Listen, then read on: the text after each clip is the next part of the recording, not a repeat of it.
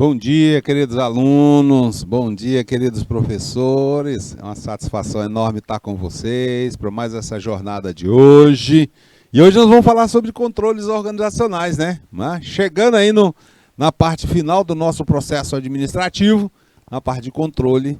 E nosso bom dia aí para Santo Antônio de Lisboa, nosso bom dia aí para São Luís, para São João da Canabrava, nosso bom dia aí para Catiane Rocha de São Luís do Piauí, para Dawane, para Michele, para Maria Rosa, para Nádia, para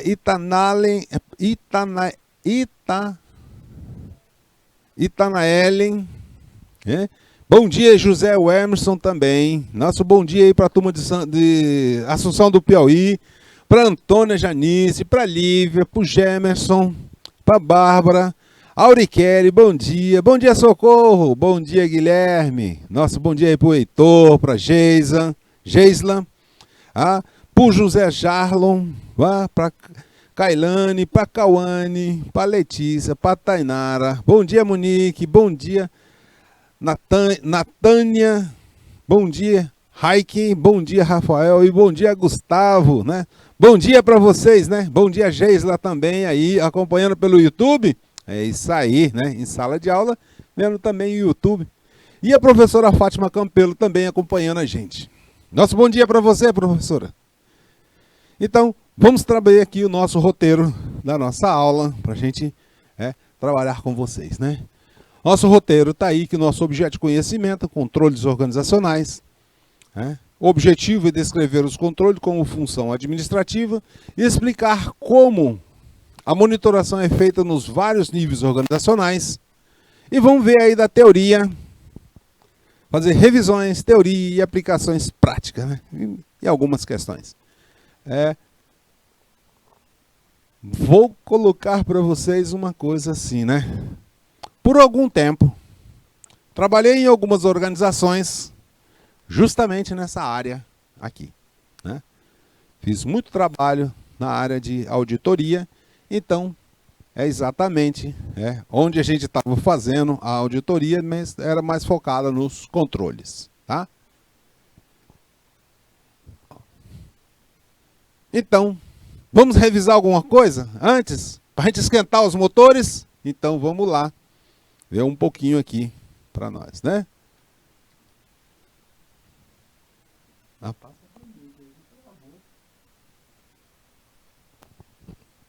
Olha aí, deixei uma questão para vocês, né? Na aula passada. No âmbito do conceito da motivação humana, apesar das diferenças enormes, o processo que dinamiza o comportamento humano é mais ou menos semelhante para todas as pessoas. Contudo, existem três suposições genéricas sobre o comportamento humano. Quais são essas suposições? E faça um breve comentário sobre cada uma delas. Vamos lá. A gente colocou aí bem nominal, né, Assunção do Piauí. Também aí a turma de São Luís.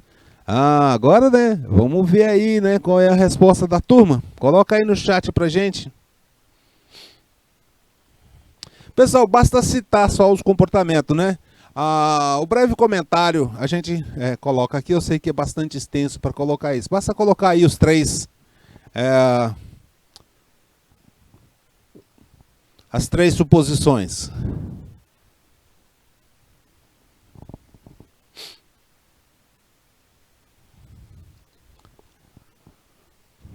E aí?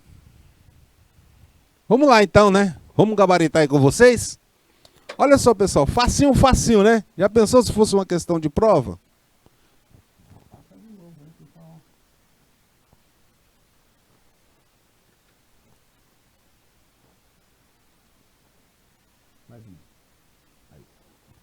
Bom, olha aí. Três suposições que a gente tem, né, pessoal? Olha só, comportamento humano. Ele pode ser causado. Vamos pegar isso aqui. E aqui, olha aqui, ó. Comportamento é causado, motivado ou orientado para objetivos pessoais. Causado é porque tem um estímulo externo. Motivado porque tem uma finalidade. E E objetivos pessoais, né? Nós temos sempre aí alguns objetivos pessoais, né? Como desejo, impulso, necessidade, tendências, né? E isso aí é o que nós falamos de objetivos pessoais causados. Bom, tranquilo? Então, pessoal, bastava vocês terem colocado aí no chat, né, esses três. A outra questão que a gente deixou para vocês é a respeito da teoria de Maslow, né? Certo? A teoria de Maslow, ou hierarquia das necessidades, e de Herzberg, teoria dos dois fatores, apresentam pontos de concordância, e aí descreva quais são esses pontos e faça um esquema demonstrando os pontos de concordância entre essas teorias, né? E aí? Fizeram também? Muito bom, muito bom. Então vamos conferir aí nosso gabarito.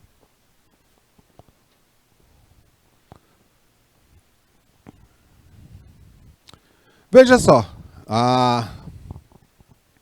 Maslow e Herzberg trabalharam aí com fatores higiênicos, né, que referem às primeiras necessidades, e também com fatores motivacionais que referem às camadas secundárias, necessidades secundárias. Fazendo um esquema, pessoal, veja só, né, na pirâmide de Maslow, né, vocês vão ter aqui, ó, né, essas duas primeiras barras aqui, as necessidades fisiológicas e as necessidades de segurança, que correspondem ao fator de Herzberg, higiene. E aí, os fatores de motivação de Herzberg correspondem... vamos pegar de outra cor aqui, né? Olha aqui. E os fatores de motivação de Herzberg correspondem às necessidades sociais, às necessidades de ego, às necessidades de autorrealizações de Maslow. Só isso aí, tá tranquilo, tá bom? Só para vocês terem essas considerações e saber o seguinte, pessoal, que as necessidades, elas precisam ser satisfeitas para passar para um novo nível. Vamos colocar aqui, por exemplo, para vocês, né? É o seguinte, olha. As necessidades fisiológicas. Para você evoluir, né? Para ir para cima, pelo menos você tem que ter satisfeito essas necessidades fisiológicas para poder avançar. Como assim, professor? Imagina só, né? Você está com fome. Será que você pensa em outra coisa? Professor, quando eu estou com fome, eu não penso em nada não. Meu negócio, eu estou pensando aí numa bomba, estou pensando aí no arroz com feijão. Estou pensando numa coisa para comer. Não estou pensando em outra coisa não. É exatamente isso, pessoal. Eu coloquei essa questão da fome, pessoal, porque ela é bem forte mesmo. Outra necessidade fisiológica, você quer fazer o número 2 e a coisa está apertada. Será que você consegue? Professor, eu não consigo nem olhar no WhatsApp, que é a minha preferência. Nem o WhatsApp eu não consigo olhar minhas mensagens. Se vem a vontade número 2, eu saio correndo. É por aí, pessoal. Necessidades fisiológicas tem que ser satisfeita para ir avançar. Outra questão que a gente deixou para vocês, pela teoria da fixação de metas, essas constituem uma importante fonte de motivação no trabalho. Devido a que essa teoria se baseia? Cite e comente.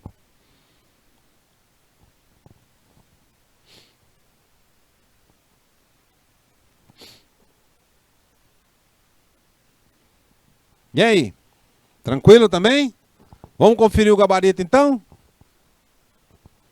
Então, vamos lá gabaritar nossa resposta padrão. Pela teoria de fixação das metas, que constitui importante fonte de motivação, nós temos que as metas devem ser específicas e claras. Pessoal, aqui as metas confusas geram problema. Metas vagas também geram problema. A meta é de... vender, mas sabe, se for a prazo, não sei o que e tal. Não, é a vista ou é a prazo? Confusa, pessoal, não dá. A meta tem que ser clara, né? Venda de tantos, um valor de tanto, tantas peças, né, de determinado produto e tal, essas coisas. A meta é produzir tantas peças, a meta é produzir não sei o quê. Né? Metas complexas. Aí, pessoal, essa meta complexa é quando tem uma tarefa mais difícil, mais elevada, né? Professor, essa meta mais complexa aí pode ser... O trabalho que vocês vão apresentar é uma meta complexa, né? Que é uma tarefa mais... tem um grau de dificuldade maior do que fazer uma prova, né?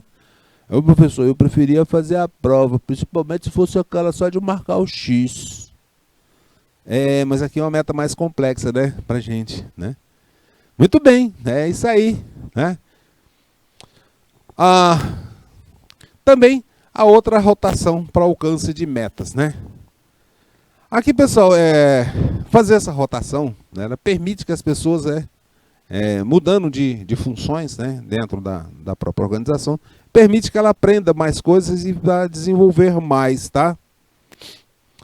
Uma coisa é certa, não basta definir metas genéricas, confusas, né? A nossa meta é vender mais do que a gente vendeu o ano passado, né? E aí vamos empenhar, pessoal, vamos empenhar porque a nossa meta aqui é vender mais do que o ano passado. Pô, essa é uma meta muito genérica, confusa, né? Vender mais do que o ano passado, mas o quê? Vender mais peça ou em termos de valor? Não adianta ficar fazendo esse tipo de coisa, tá? Isso aqui não basta, isso aqui, tá? Aqui, ó. Não basta isso, tá? Isso aqui é problema, tá, pessoal? Se vocês pensarem em fazer uma meta, seja bastante claro na meta. Bum! Professor, a nossa meta de fazer o nosso trabalho, ela não é confusa. É realizar um trabalho sobre a temática, né?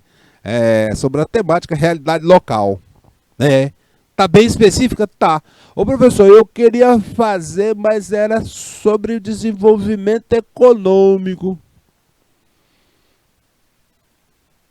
Aí, né? Você tá fora da meta, né? A meta é fazer sobre a realidade local.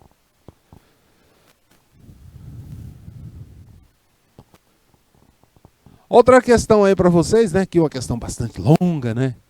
A gente deixou aí para vocês, não foi?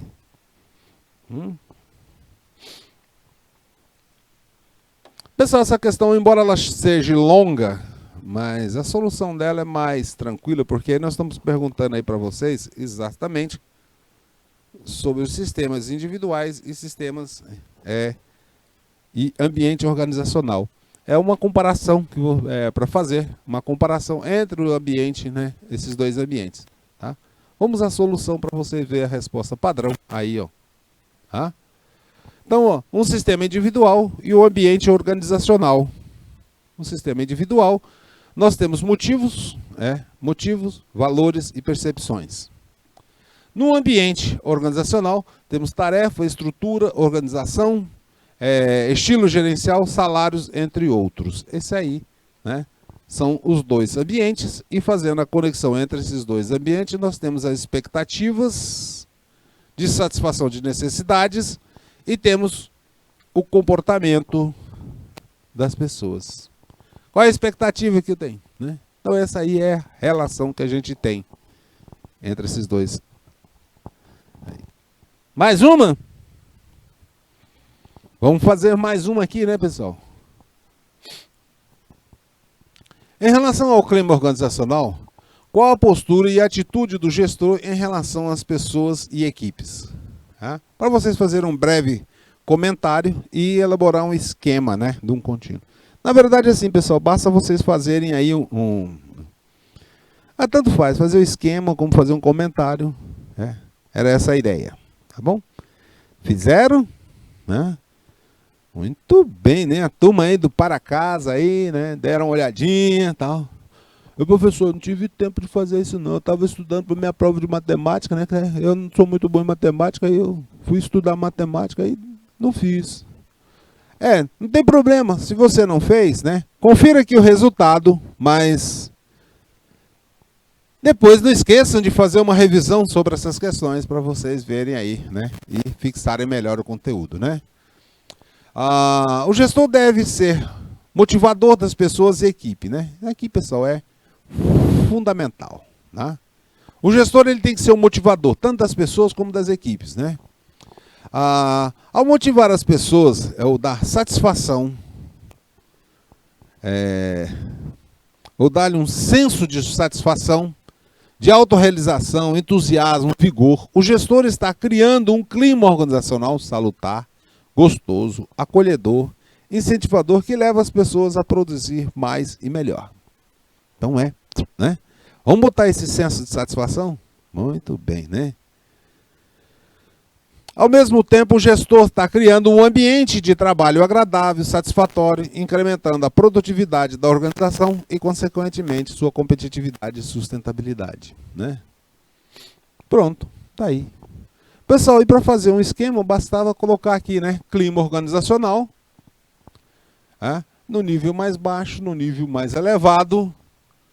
Então, no nível elevado, nós vamos pegar aqui na intermediário, né? Um clima organizacional neutro, uma posição intermediária.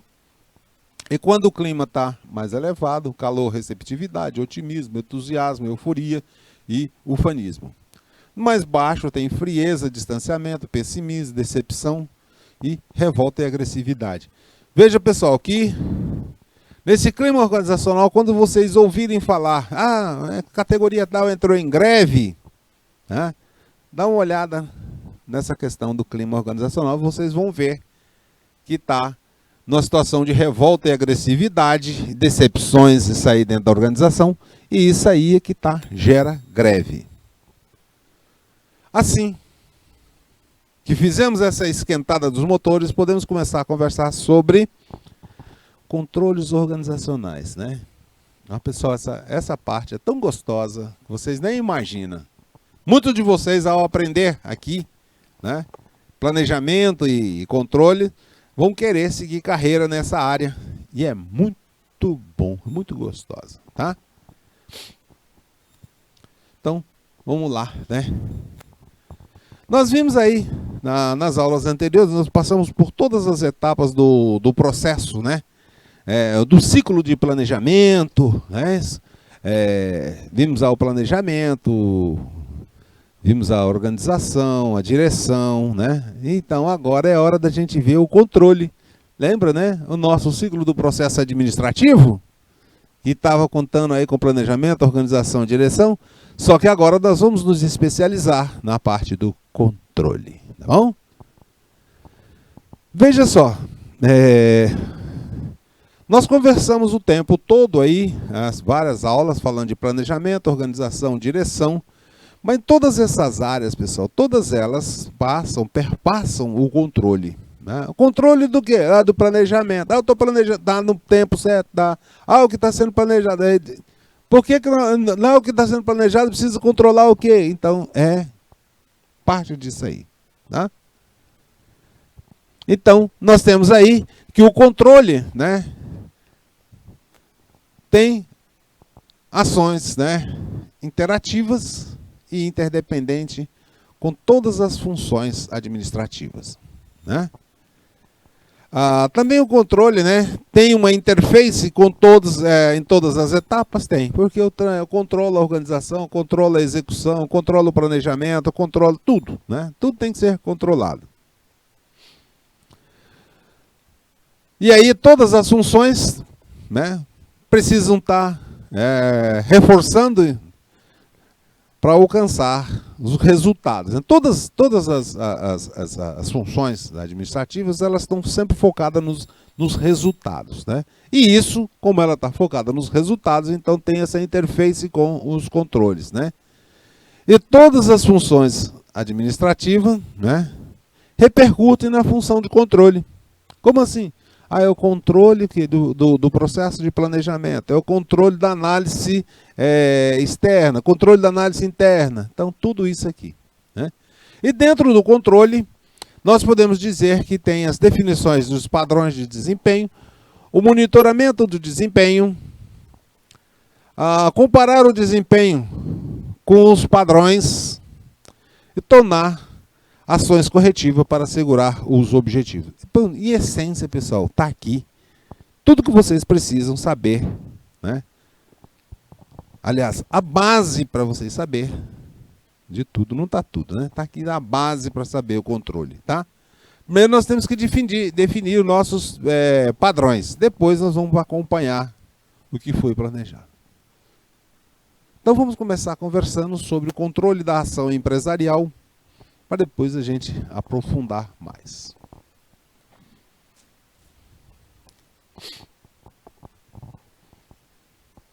Vamos aí. Estão vendo aí, né?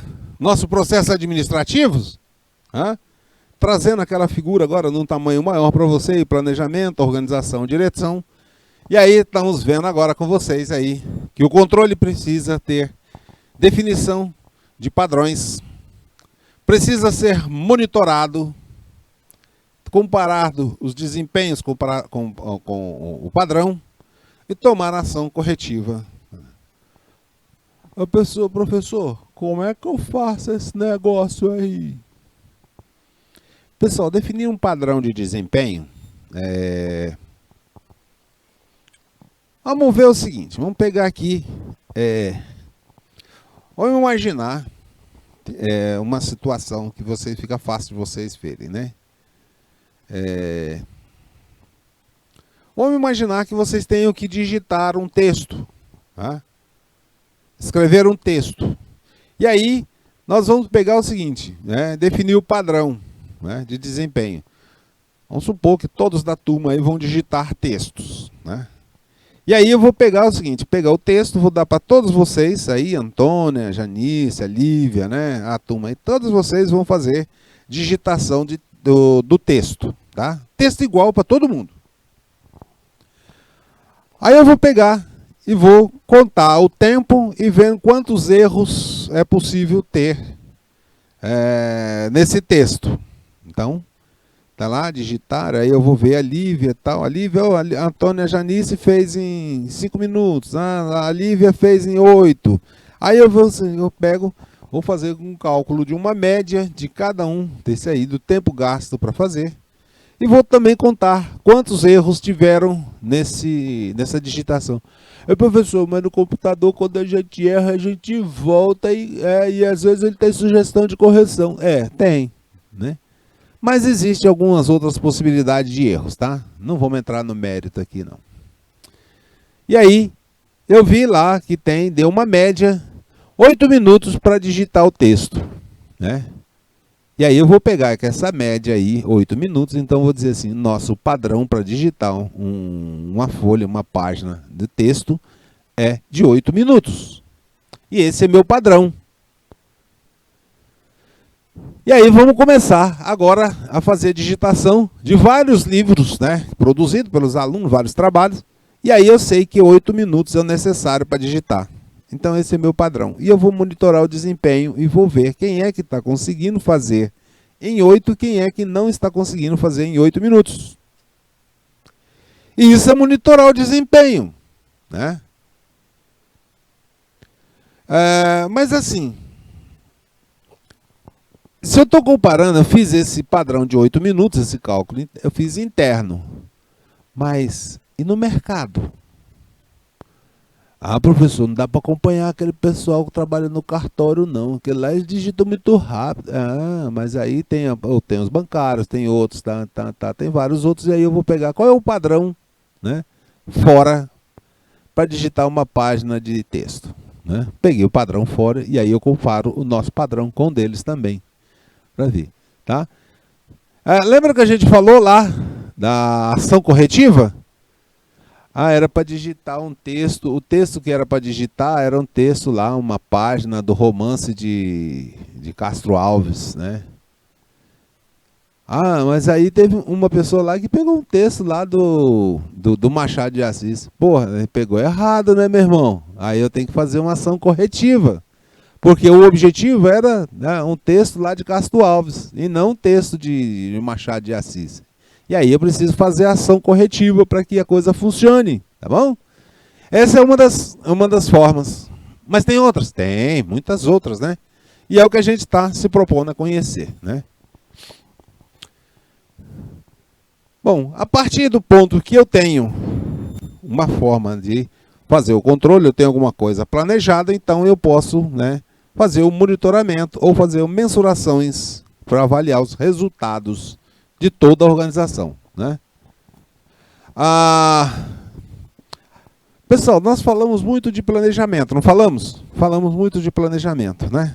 Planejamento tático, estratégico, tático, operacional, né? Nós só consideramos um plano pronto quando esse plano também tem como avaliar, né? Então, aqui, ó. Tá? Então, nós estamos fazendo o nosso plano. O nosso plano é... O nosso plano é produzir, né, tantas pizzas por dia. Como é que eu vou controlar? Opa, eu tenho aqui, né, um parâmetro para ser avaliado. Né? Qual é o parâmetro que você vê? Quantidade de pizzas que são produzidas por pessoa, ou por loja, ou por não sei o que, por dia. Então, né? Então tem um parâmetro. Então considera-se o plano pronto quando tem também as definições de como vai ser avaliado. Né? Então, dessa forma, nós podemos dizer que o controle, ele caminha junto com as demais funções. À medida que eu vou desenvolvendo fazendo todo o planejamento de todas as funções e também a execução de todas as funções, eu também estou fazendo o controle. O professor, não era melhor a gente, quando todo mundo terminasse de digitar o livro, e aí, né, a gente... Agora vamos fazer o seguinte, né? Você está querendo fazer esse controle só depois que estiver pronto, não é isso? Então vamos lá, aqui. Por que esse aqui deve caminhar junto com as demais funções? Vamos imaginar o seguinte, nosso projeto é a construção de uma casa, tá? Nosso projeto é a construção de uma casa, tá? Nossa casinha aí está muito bonita, não é isso? Vamos fazer o piso dela também? Tem que ter o piso, né? Aqui o piso dela. Esse piso aqui tem um gramadozinho assim, não tem? Opa, fiz gramado demais. Gramada não faz... Não, vamos fazer tudo de novo. Né? Apagou um pedaço, tem que fazer tudo de novo. Então, vamos fazer a nossa casinha aqui. Foi mais feia. Aqui, né? Pronto, aí está feita a nossa casinha, né? E aí nós temos o nosso piso, né? O chão, para fazer o chão, que tem que ter o chão. E aqui nós temos as nossas, né? Nosso gramadozinho. Pronto, esse aqui é o nosso projeto, não é isso? Vocês estão falando que tem que fazer o acompanhamento somente no final, não é isso? Então vamos ver aqui o seguinte, ó, alicerce, né? Alicerce. Nós temos aqui a alvenaria. Alvenaria. Vamos colocar aqui embaixo agora, né?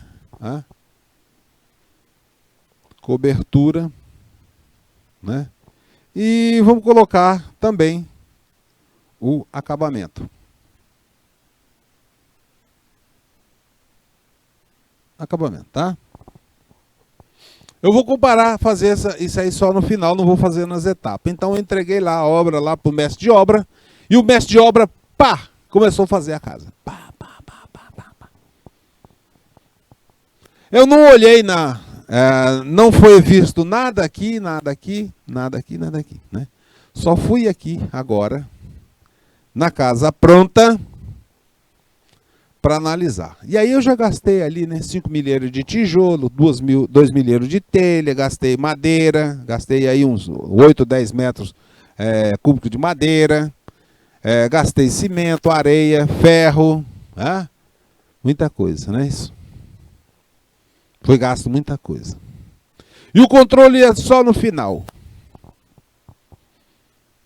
E aí eu vou fazer o controle e verifico que o alicerce é que está com falha, com erro.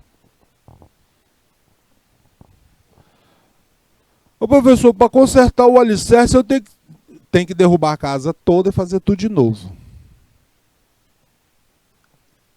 Quem pensou em fazer o controle só no final, tá com um baita de um problema, porque ele já gastou aí muita coisa, né? Já gastou areia, cimento, ferro, e aí vai quebrar tudinho para fazer tudo de novo. Ah, professor, agora que eu entendi que o senhor falou, né? Que tem que caminhar junto com as demais funções, né? Porque houve um planejamento lá do alicerce que ele deveria ser... Então o erro estava aí. E não foi feito o monitoramento lá no planejamento para ver se estava sendo feito corretamente. Daí para frente, pessoal, tudo saiu errado. Tudo. E aí você gastou um monte de obra, dinheiro, materiais e tudo mais, o prejuízo é grande, né? É. Então, é importante que tenha isso aqui, tá? Então é importante vocês saberem que o controle ele tem que acontecer em todo o tempo, né? Pessoal, nesse aspecto tem uma técnica, tá? Tem uma técnica que é dita o seguinte, né? Ela é assim, pouca yoka, né? Pouca yoka. O que é isso, pessoal? É uma expressão japonesa que trata o pouca yoka, como assim, olha, deu defeito, para, conserta para seguir. Entendeu? Ah, não viu o problema lá no planejamento do alicerce? Pouca yoka no planejamento, né? Pare, conserte e siga em frente. Sempre assim. Porque, pessoal, se seguir tudo, for executado tudo, no final, nós vamos ter um problemão. Então, pouca yoka.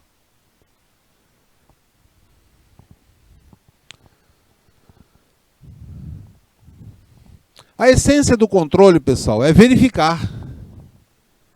A essência do controle consiste em verificar se a atividade, né, está alcançando o resultado desejado. Né? Então, eu tenho uma atividade que eu estou fazendo e essa atividade eu tenho um resultado desejado. Ah, professor, mas o resultado desejado não é a casa? O que tem?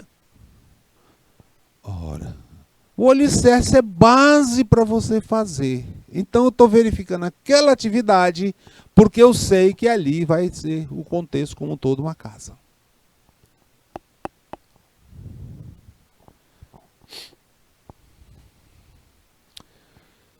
Quando nós estamos falando de resultado desejado, né? Nós estamos falando que é aquele que foi previsto e que vai ser controlado. Né? Sempre assim. E também, outra coisa, falar em controle, né, pressupõe objetivos e planos. Porque assim, não tem como controlar o que não é planejado. A professora, a casa, eu mandei lá o camarada fazer, não fiz projeto não, ele vai fazer. Mande fazer uma casa na tora para vocês verem. Né? Quanto é que vocês vão gastar? Hã? Pode pegar uma quantidade de dinheiro boa e falar assim, vamos fazer uma casa aí com 4 cômodos. Hã? O pedreiro pode fazer uma casa com 4 quartos, não fazer sala nem cozinha, nem banheiro. É 4 cômodos. Não está planejado. Ah, mas o pedreiro sabe. Ah, ele fez uma cozinha com 1 por 1. Aí não cabe ninguém, não cabe nem um fogão dentro. Ah. Você falou 4 cômodos, você não disse? Então planeje bem direitinho, né? E o controle também está sempre fazendo uma verificação da execução de acordo com o que está planejado. Sempre assim. Né? Um sistema de controle, ele tem alguns aspectos que têm que ser, são essenciais para vocês. Um desses aspectos é o objetivo. Tá? Um desses aspectos é o objetivo. O outro aspecto é a medição e o outro é a comparação. Quando nós estamos falando de objetivo, né? Nós temos que ver, né? É um fim predeterminado, um plano, uma linha de atuação, um padrão, uma norma, uma regra decisória, um critério ou uma unidade de medida. Então, o objetivo tem lá, bem definido, o que é. Pum! Né? Lá na hora que eu estou fazendo os planejamentos, eu tenho o meu objetivo de controle também, não tem? Tem.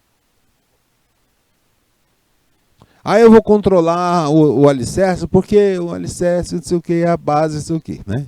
Se o alicerce não estiver bom, a casa pode cair. E assim por diante. E a medição, pessoal? Para fazer a medição, eu preciso de um meio para medir a atividade. Lembra do texto? A digitação de um texto? Eu tenho uma unidade para me medir. 8 minutos, não foi que a gente fez o padrão? 8 minutos a produção de um texto. Então eu tenho uma unidade para medir.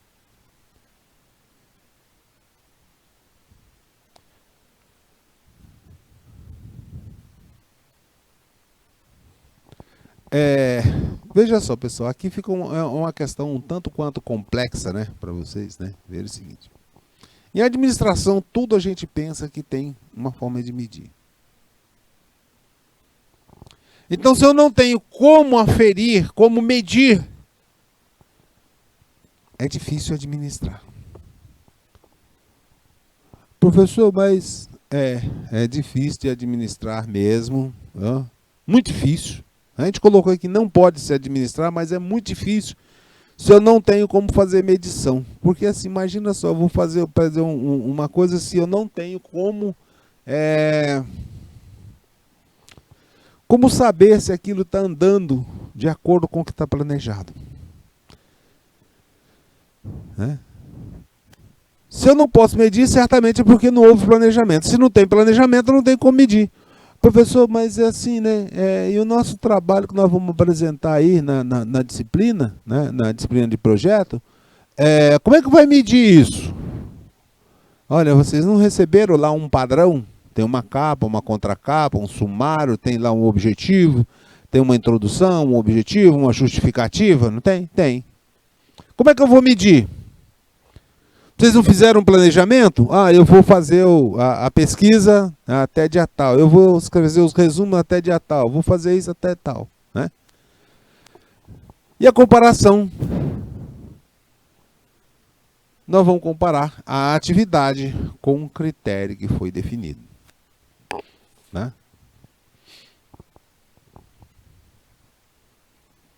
Mas assim, né? O outro aspecto é a correção. Se a coisa não está funcionando, eu preciso corrigir. E quando nós falamos, pessoal, de correção da atividade, ela pode ser, inclusive, durante. Então aqui a gente vai colocar novamente aqui para vocês a técnica do POCA.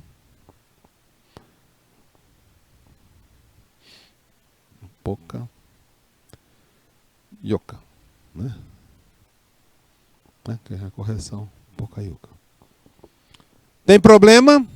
Poca Yoka. Para, corrige. Pessoal, muitas das vezes, a correção pode ser inclusive no plano. Vamos supor o seguinte, eu planejei fazer produção aí de... Vamos botar aí, parafuso, né? Parafuso e porca para determinada área, determinada indústria mecânica. E aí eu estou planejando lá fazer os parafusos, foi planejado os parafusos, que tem que ter uma rosca de tantos milímetros. As roscas são de tantos milímetros, o tamanho da área das roscas são de tantos centímetros, tantos milímetros, aí é normalmente de milímetros. A forma da coisa vai ser não com chave de fenda, mas para ser apertado o parafuso, não com chave de fenda ou chave de boca, mas sim com chave torque. E aí, pessoal, é o seguinte, né? As roscas estão começando a sair, fazendo no monitoramento, as roscas estão saindo com 2 milímetros a mais do que deveria. Não está, a outra peça lá onde vai encaixar, o parafuso não está encaixando, porque o tamanho, o comprimento, a área da rosca é maior do que está, então está com... Opa, então está planejado lá para fazer, tinha o desvio padrão, que tem que ser tanto até tanto, não sei o que, para aceitar. Mas eu estou fazendo exatamente como está planejado. Né? Veja só.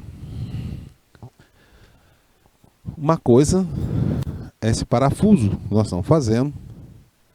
Ele vai ser encaixado em um motor. Tá? Então no motor aqui tem uma especificação de onde é que vai encaixar o parafuso. E o parafuso, né? Aqui o parafuso, foi planejado aqui com a dimensão. Só que esse parafuso, pessoal, ele não encaixa ali. Mas o planejamento desse parafuso foi feito e está sendo feito exatamente aqui. Quando eu fui testar o parafuso lá no motor, não serviu esse parafuso no motor. Pouca ioca. Pare. Vai ver. Não, então eu verifiquei que aqui nós estamos produzindo o parafuso exatamente como está. Por que ele não está encaixando no motor? Lá no motor tinha uma especificação que aqui era para ser de 50 milímetros. E por um motivo ou por outro, lá no motor foi alterado para 35 milímetros. E aqui eu estou fazendo parafuso com 50 milímetros. O pessoal que fez o planejamento lá do motor, ao fazer uma alteração, não comunicou a área que estava planejando fazer o parafuso, e aí os parafusos começaram a fazer com erro. Então parou. Volta no planejamento, pare, porque é melhor parar do que produzir as coisas com problema. A perda de tempo, né, o prejuízo que se tem quando se para num pouca ioca a linha de produção é menor que um prejuízo de produzir uma quantidade de peças e essas peças todas não servir para nada. E aí tem que jogar fora. Como é que é? Pessoal, controle. Controle aí. Né? Controle aí. Né? Então, é preferível, né, parar, fazer o ajuste. Né? Nesse caso aqui, pessoal, tem que fazer, né? Ver a justificativa de por que houve essa alteração na dimensão lá onde vai ser colocado o parafuso. Qual é por que essa dimensão? Por que essa alteração? Não, a dimensão porque o motor aí com sei o que vai melhorar a sua performance, sei o que e tal, aquele negócio todo. O mecânico, a parte de planejamento da mecânica lá do motor, viu que é justificativo de fazer essa redução na dimensão aí do parafuso. É interessante, então, né? E é melhor para o motor, segundo as pesquisas que fizeram lá, então essa dimensão do parafuso aí. Professor, mas um parafuso tem todas as peças têm interferências, né? E aí viu que ele melhora o rendimento, por isso a gente reduziu. Está justificado, então vamos alterar de 50 para 35 milímetros para a gente seguir. E aí altera todo o processo de produção aqui e segue produzindo os parafusos, que agora vai produzir certinho. Né? Muito bem? Exatamente isso, tá? Então, cuidado, pessoal. Eu coloquei para vocês exemplo de motor, mas isso pode ser na produção de pães, de bolo, de doce, na produção lá de boletos de cobrança, né? De empréstimos, cálculo, tá? Muita coisa, né? E qual é a finalidade do controle? Pessoal, a finalidade basicona mesmo do controle é assegurar resultados planejados. E aí esses resultados planejados em todas as etapas do processo de planejamento. Do processo administrativo, no planejamento, na organização e na direção. Tá?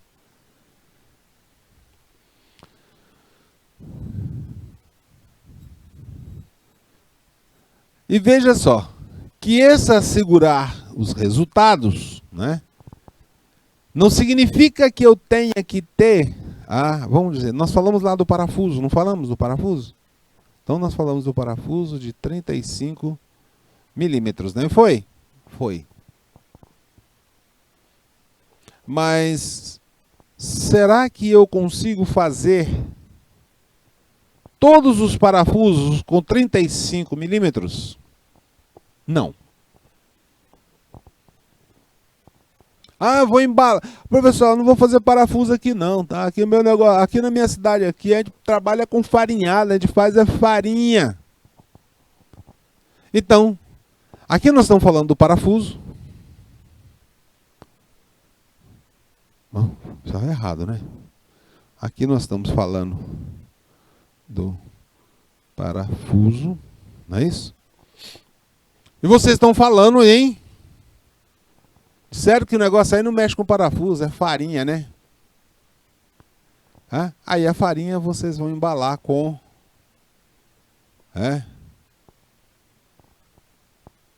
1000 quilogramas, não é isso? Opa! Vamos botar só 1 quilo, né? Fica melhor. Não é esse não.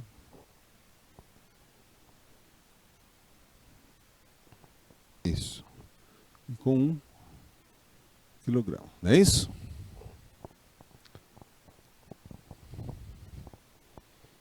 Será que se vocês pegarem para embalar a farinha, experimentem na farinhada, vocês vão embalar farinhada, pega uma balança, tudinho direitinho.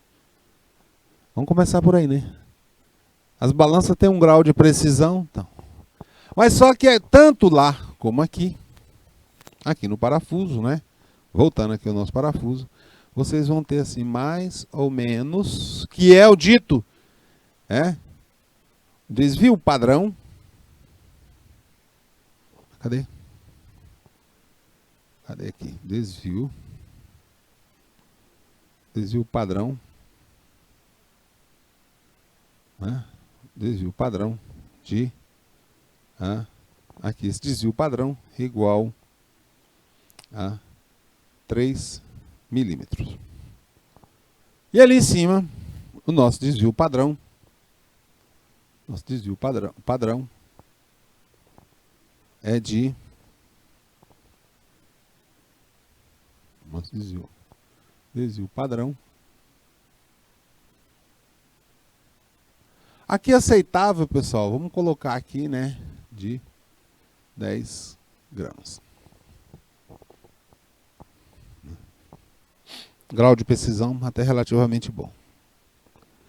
Professor, não entendi nada desse negócio aí. Entendi nada. Pessoal, significa aqui, que aqui nós vamos ter o peso aqui, que vai ter aqui de 990 gramas, a 1010 gramas. Então, os pesos, ao pesar a farinha, vocês pesarem a farinha, vocês vão ter lá pesado, vão fazer uma amostragem e contar que o pesagem da farinha vai ter o quê? O pacote de farinha vai ter lá entre 990 e 110. 1010.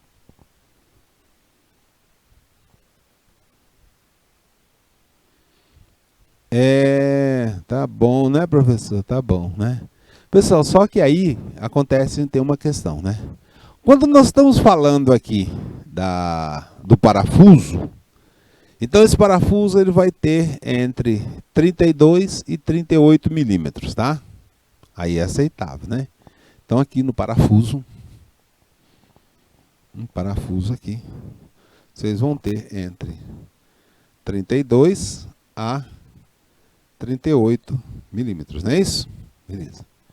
Aqui, nesse caso, beleza.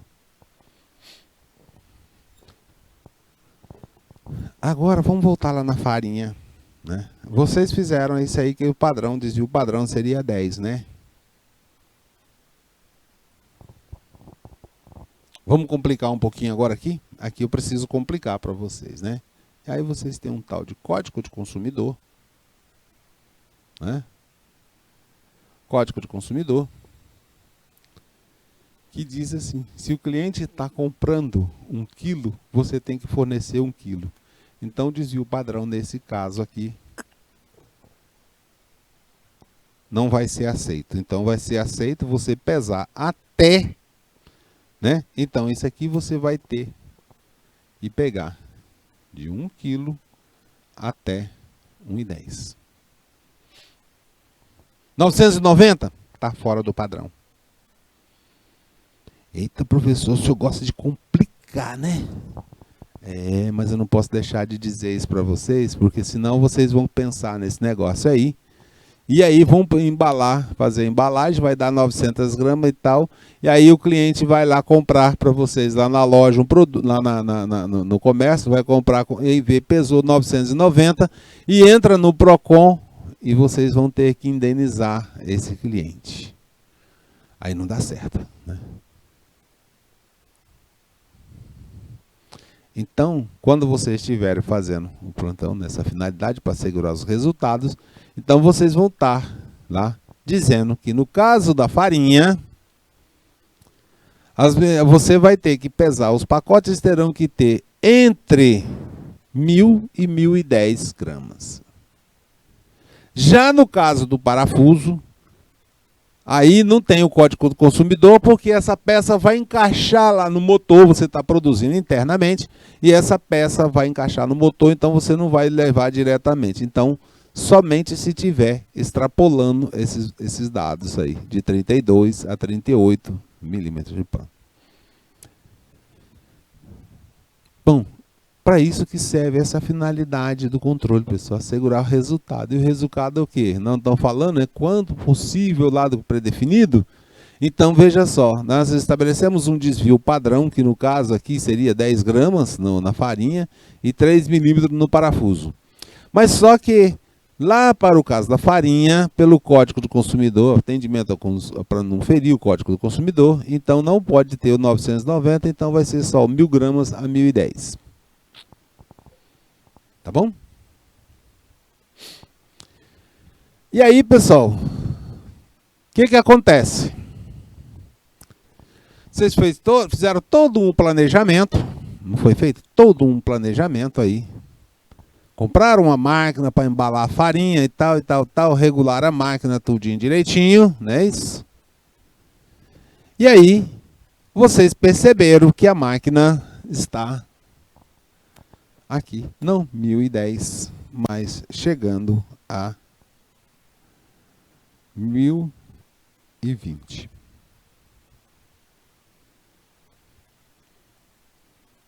Pouca ioca. Pare. Porque a máquina está embalando, colocando... Professor, mas é só 10 gramas de farinha. Me ajudem a fazer as contas aí. Né? Farinha hoje está em torno de R$8? Tá. Divida aí R$8 por 1.000. Dá quanto? Me ajudem aí nas contas aí, pessoal. Né? Então vocês vão pegar R$8, dividir por 1.000. E aí vão multiplicar por 20. Aí vocês vão ver quanto é que está essa... Né? Por 20 mesmo, né? Vocês vão ver que está botando 20 gramas a mais. E aí vocês vão ver aí que 20 gramas, quanto é que custa 20 gramas, né? No quilo de farinha. Só que a tua fábrica aí, ela trabalha aí, por ano, com 30 milhões de quilos de farinha. E professor, você pensa que não, quanto você acha que vende de farinha no Brasil todo? Ah, deve ser bastante, né, pessoal? O Brasil tem aproximadamente 210 milhões de habitantes. Aí todo mundo gosta, a maior parte das pessoas gosta de farinha, então, e aí então, é muita farinha. Aí vê quanto é que dá esse valor. Dá alto, pessoal. Então, pessoal, essa essência aí é tudo, né, que é o controle. O controle é exatamente isso, é fazer essas comparações aqui, tá? E é controlar a atividade mesmo. A pessoa tá acostumada, o padrão que foi feito aqui é de montar tantas rodas de bicicleta por dia, colocar, né, então esse é o padrão. Tá fora, tem que analisar. Por quê? O controle, pessoal, nós podemos dizer que ele pode ser feito em 3 momentos, tá? Mas, para a gente começar a falar com vocês a respeito desse controle em 3 momentos, nós vamos conversar na próxima aula, porque o nosso tempo já deu no limite, tá? E é rapidinho a gente está de volta com vocês.